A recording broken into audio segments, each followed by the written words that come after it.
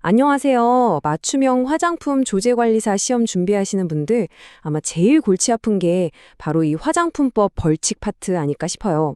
이게 막 외울 것도 많고 너무 복잡하잖아요. 그래서 오늘은요, 이 복잡하고 막 헷갈리는 내용들을 제가 아주 재미있는 이야기로 싹 풀어드릴게요. 오늘 이거 하나로 완벽하게 정리해 가세요. 그쵸. 벌금, 과징금, 과태료. 정말 이름만 들어도 머리가 지끈지끈 아파오죠? 단어도 비슷비슷해서 뭐가 뭔지 너무 헷갈리셨을 거예요. 근데 괜찮아요. 여러분만 그런 거 아니거든요? 진짜 거의 모든 수험생분들이 이 파트를 제일 어려워해요. 그러니까 걱정 마시고 오늘 제 설명 딱 듣고 나면 이 세 가지가 어떻게 다른지 머릿속에 그냥 탁 하고 그림이 그려지실 겁니다. 자, 한번 생각해 보세요. 여기 두 가지 상황이 있어요. 하나는 완전 변질돼서 뭐 거의 썩은 화장품을 팔아버린 경우. 그리고 다른 하나는 너무 바빠서 깜빡하고 의무 교육에 참석을 못한 경우예요. 이 두 가지 위반, 처벌이 똑같을까요? 에이, 당연히 아니겠죠. 그럼 얼마나 어떻게 다른지, 왜 다른지 지금부터 하나하나 뜯어보자고요. 자, 먼저 제일 무서운 놈부터 갑니다. 바로 벌금이에요. 여러분, 이 벌금은 그냥 돈 내고 끝나는 게 아니에요.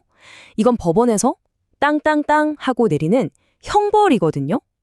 그래서 잘못하면 전과 기록이 남을 수 있는 진짜 무서운 처벌입니다.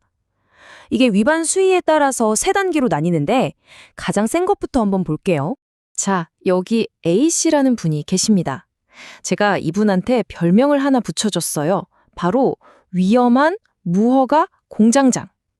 이 A씨가 뭘 했냐면요. 일단 등록도 안 한 어두컴컴한 지하 창고에서 막 화장품을 만들어요. 근데 더 심각한 건 거기다가 쓰면 절대 안 되는 수은 같은 금지 원료를 몰래 막 집어넣은 거예요. 와, 여기서 끝이 아니에요. 심지어 썩어서 막 변질된 화장품을 이거 새 거예요 하고 속여서 팔기까지 했답니다. 진짜 상상만 해도 끔찍하죠? 자, 그럼 이 A씨의 위반 사항들을 한번 정리해 볼까요? 첫째, 무등록 영업. 둘째, 심사도 안 받은 기능성 화장품을 막 팔았고. 셋째, 사용 금지 원료를 썼죠? 넷째, 썩은 화장품을 팔았고. 그리고 맞춤형 화장품 판매업 신고도 당연히 안 했어요. 이건 뭐 하나하나가 진짜 그냥 넘어갈 수 없는 심각한 범죄 수준이에요. 이렇게까지 했다면 처벌 수위도 당연히 최고여야겠죠? 바로 이겁니다. 3년 이하의 징역 또는 3천만 원 이하의 벌금. 이게 바로 화장품법에서 내릴 수 있는 가장 강력한 처벌이에요. 왜냐? 이건 그냥 법을 어긴 수준이 아니라 사람들, 그러니까 우리 국민들의 건강이랑 안전을 직접적으로 위협하는 거니까요. 이런 건 아주 엄격하게 다룰 수밖에 없는 거죠. 자, 그럼 다음 단계로 넘어가 볼까요? 이번엔 B씨 이야기입니다. 이분은 제가 가짜 의약품 작장수라고 불러볼게요. B씨는요, 자기가 만든 로션을 팔면서 막 이렇게 광고를 한 거예요. 이거 하나만 바르면 아토피가 싹 낫습니다. 완치돼요. 아니, 화장품을 무슨 만병통치약처럼 속여서 판 거죠. 근데 이분 여기서 그치지 않고 자기 조제관리사 자격증을 다른 사람한테 돈 받고 빌려주기까지 했어요. 정말 할 말을 잃게 만드네요. 자, 그럼 B씨의 위반 사항은 일단 자격증 빌려준 거, 그리고 화장품을 의약품인 것처럼 광고한 거. 또 있어요. 돈 아끼려고 아이들이 막 쉽게 열 수 있는 위험한 일반 용기를 쓴 거랑 불법으로 화장품을 막 소분해서 판 것까지. 가만 보면 전부 다 우리 소비자들을 속이고 기만한 행동들이죠. 이렇게 소비자를 속이는 행위에 대한 처벌은 1년 이하의 징역 또는 1천만 원 이하의 벌금입니다. 아까 그 A씨보다는 조금 약하긴 하지만 이것도 엄연히 형사처벌 대상이라는 거 잊으시면 안 돼요. 자, 벌금의 마지막 단계입니다. 이번에 C씨, 제가 고집불통 사장님이라고 이름 붙인 분의 사례예요. 식약처에서 공무원이 위생점검을 하러 나왔어요. 근데 이 C씨가 어떻게 했게요? 문을 그냥 쾅 잠가버리고 검사를 거부한 거예요. 여기서 끝이 아니에요. 자기 제품에서 유해 성분이 나와서 이거 당장 회수하세요 하는 명령을 받았는데 그걸 그냥 무시하고 계속 팔아버린 거죠. 정말 대단한 고집이죠? 바로 이런 행동들이요. 그러니까 공무원이 정당하게 출입해서 검사하려는 걸 거부하거나 방해하는 거, 그리고 정부가 이거 위험하니까 회수해라, 폐기해라 하고 내린 명령을 따르지 않는 거, 이런 것들이 바로 벌금 세 번째 단계에 해당돼요. 한마디로 국가의 법 집행을 대놓고 방해하는 행위인 거죠. 이렇게 공무집행을 방해하는 성격의 위반 행위는 200만 원 이하의 벌금이 부과됩니다. 자, 여기까지가 바로 전과 기록이 남을 수 있는 무서운 벌금의 세 가지 단계였습니다.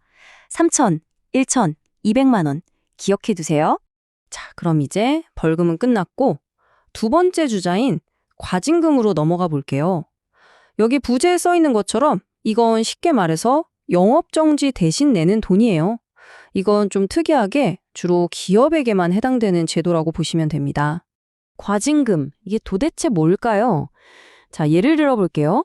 어떤 회사가 법을 위반해서 영업정지 1개월 이런 처분을 받았어요. 근데 이 회사가 만약에 우리나라에서 유일하게 애기들 분유를 만드는 회사라고 쳐봐요. 이 회사가 한 달 동안 문을 닫으면 전국의 아기들이 분유를 못 먹게 되잖아요. 소비자들이 너무 불편해지고 공익에 해가 되는 거죠. 바로 이럴 때 영업정지를 시키는 대신 그럼 돈으로 내세요 하고 봐주는 제도가 바로 과징금입니다. 자, 이 흐름들을 보시면 이해가 확 되실 거예요. 일단 뭔가 위반을 해서 영업정지 처분을 받아요. 근데 보니까 아까 말한 것처럼 얘네가 문 닫으면 사회적으로 더 큰 문제가 생길 것 같은 거죠. 공익을 해칠 우려가 있는 거예요. 그러면 오케이, 영업정지 말고 과징금으로 대체합시다. 이렇게 되는 거죠. 그럼 사업자는 돈을 내고 영업은 계속 할 수 있게 되는 시스템입니다. 이해되시죠? 자, 이제 드디어 마지막 주자입니다. 과태료예요. 과태료는 앞에 나왔던 벌금처럼 무서운 범죄가 아니에요. 이건 그냥 우리가 행정적인 의무 같은 걸 아차 하고 깜빡 잊어버렸을 때 내는 가장 가벼운 수준의 벌칙금이라고 생각하시면 딱 맞습니다. 이번엔 이 씨의 사례를 한번 볼게요. 이 씨는 맞춤형 화장품 조제 관리사인데 일이 너무 바빴던 거예요. 그래서 매년 꼭 받아야 하는 의무 교육이 있는데 이걸 깜빡하고 신청을 놓친 거죠. 그리고 나중에 가게를 접었는데 이것저것 처리할 게 많다 보니까 좀 귀찮아서 폐업 신고를 제때 안 한 거예요. 우리 주변에 충분히 있을 법한 이야기죠. 네, 바로 이런 경우들이 과태료를 내는 상황들입니다. 의무 교육 안 받은 거, 생산 실적 보고 안 한 거, 가게 문 닫고 폐업 신고 제때 안 한 거, 이런 것들이요. 보시면 아시겠지만 무슨 나쁜 마음을 먹고 저지른 범죄라기보다는 그냥 깜빡 잊거나 놓치기 쉬운 그런 행정적인 의무를 안 지켰을 때 내는 거라고 생각하시면 아주 쉬워요. 이렇게 행정적인 의무를 지키지 않았을 때는 100만 원 이하의 과태료가 부과됩니다. 지금까지 본 것들 중에선 벌칙이 제일 가볍죠? 전과 기록도 당연히 안 남고요. 자, 여러분, 이제부터가 진짜 하이라이트입니다. 시험 합격을 위해서 가장 중요한 시간, 바로 최종 정리 시간이에요. 지금까지 막 이야기로 풀어서 설명드렸던 모든 내용을 딱 한눈에 들어오게 정리해 드릴 테니까 지금부터는 눈 크게 뜨고 집중해 주세요. 자, 보세요. 이 표 하나면 그냥 게임 끝입니다. 제가 키워드로 딱딱 정리해 드릴게요. 자, 3천만 원 벌금은 무등록, 금지 원료, 썩은 화장품. 1천만 원 벌금은 가짜야 광고, 자격증 대여. 200만 원 벌금은 검사 거부. 그리고 과징금은 키워드가 뭐다? 영업정지 대신. 마지막 제일 가벼운 100만 원 과태료는 교육, 보고, 신고처럼 깜빡하기 쉬운 것들. 여러분, 이 슬라이드는 지금 바로 핸드폰으로 찍어두세요. 이건 시험장에 가져가야 할 수준이에요. 자, 여기서부터는 시험장에 바로 써먹을 수 있는 꿀팁, 아니 거의 치트키 수준의 팁을 알려드릴게요. 첫 번째, 만약 시험 문제에 거짓이나 그 밖의 부정한 방법으로 라는 문구가 보인다? 그럼 볼 것도 없어요. 이건 그냥 제일 나쁜 짓이라는 신호거든요. 소비자와 국가를 동시에 속인 거니까 고민도 하지 마시고 가장 센 처벌, 3년 또는 3천만 원을 딱 고르시면 됩니다. 두 번째 치트키 나갑니다. 시험 지문에 의약품으로 잘못 인식할 우려가 있는 광고. 이런 키워드가 나왔다? 자, 이건 누구를 속이는 거죠? 맞아요. 바로 우리 소비자들을 속이는 거잖아요. 그러니까 이건 두 번째로 센 처벌, 1년 또는 1천만 원 벌금 이렇게 바로 연격해서 푸시면 돼요. 쉽죠? 자, 그리고 마지막 팁입니다. 문제에 교육, 보고, 신고 같은 단어가 보인다. 이건 뭐예요? 뭔가 나쁜 짓을 한 게 아니라 그냥 제때 뭘 안 한 거잖아요.